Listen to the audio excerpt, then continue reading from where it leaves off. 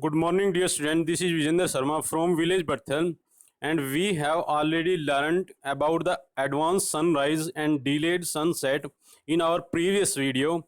And today we shall learn about one of the most important phenomena of scattering of light, which gives rise to Tyndall effect. So, without wasting our time, let us start now. What is Tyndall effect?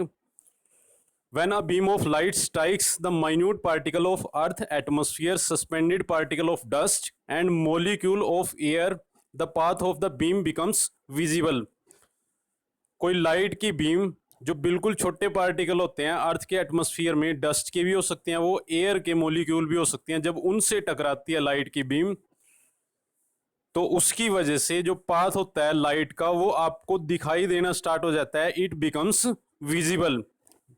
The phenomena of scattering of light by the colloidal particle give rise to Tyndall effect.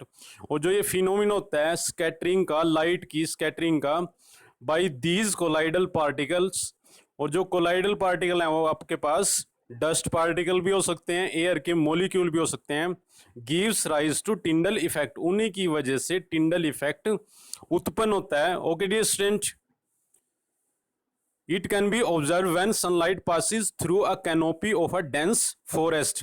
और Tyndall effect को आप observe कर सकते हो जब कोई light rays या फिर उसकी बीम किसी डेंस फॉरेस्ट में से पास करती है तो उसका पाथ आपको विजिबल होता हुआ दिखाई देगा.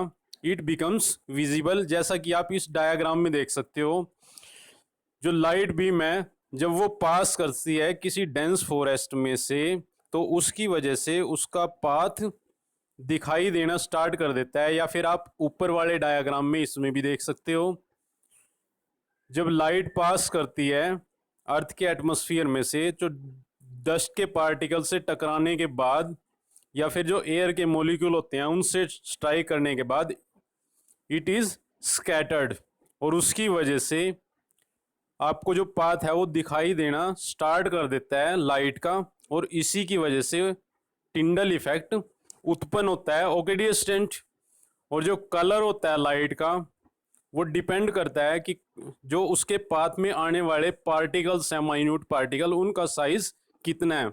Okay dear student, very fine particle जो बिल्कुल छोटे पार्टिकल होते हैं, very fine particles scatter mainly blue color light which is of very short length. Okay dear student, large sized particles scattered light of longer wavelength, that is red color, very large enough